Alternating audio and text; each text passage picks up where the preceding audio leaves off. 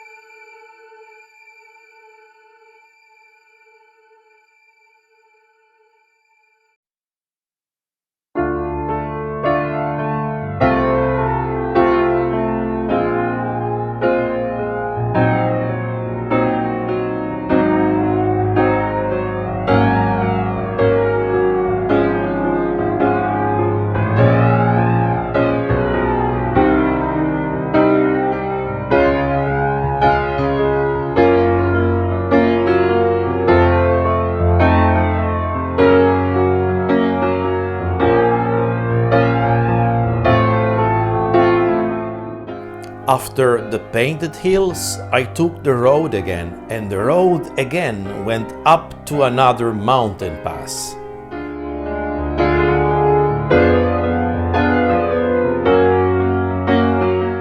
Oregon, together with Idaho, are the best looking state, in my opinion, on the TransAmerica route. The landscape vary a lot. You can expect every 50 miles to change radically landscape.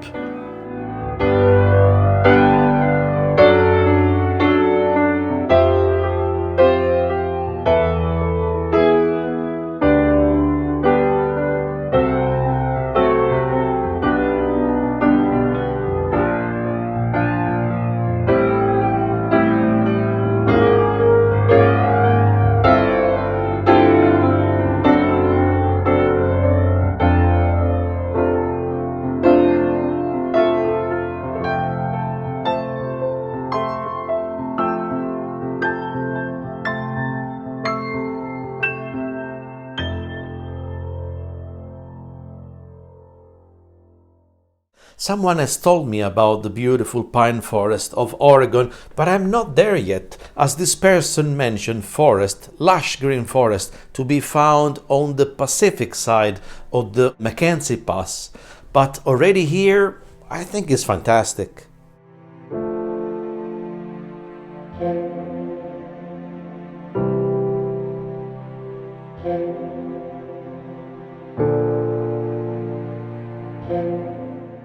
Faster! Faster! I would have never expected to develop a sympathy for the snakes, but since traveling on the road, I became friends with all the animals of the road. I think this is number 9, flat tire number 9 in the whole trip. And I am like 15 miles away, 15 miles to Prineville, Oregon.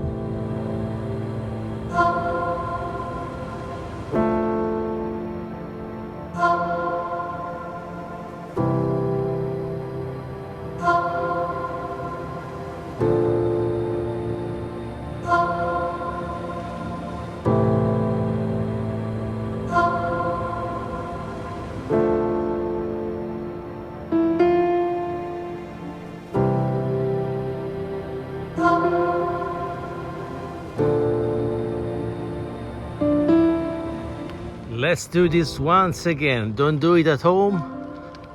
Let's do this once again. What's my weight? 200. That's 200. 200 pounds. So my lightweight version is 200. Heavy loaded, I was 260, if I remember right. Yeah, yeah, yeah, yeah. Oh, Prineville. And I'm very close to the hotel, by the way. It should be here. It's booked. Give it to me. Where is it? Where is it? Well, it's a matter of minutes. Oh, this is like a big city compared to the average. It's 11,000 folks. All right, that looks like a hotel, isn't it? Not this one. Well, actually, it's this one. It's by Radisson, but it's called Country. So, yeah, it is one of the Radisson chain. So not a motel today, but a proper hotel with well, yeah, okay, swimming pool, gym that I won't use it. I've done my gym for today. Okay, that's the end of at least the cycling day.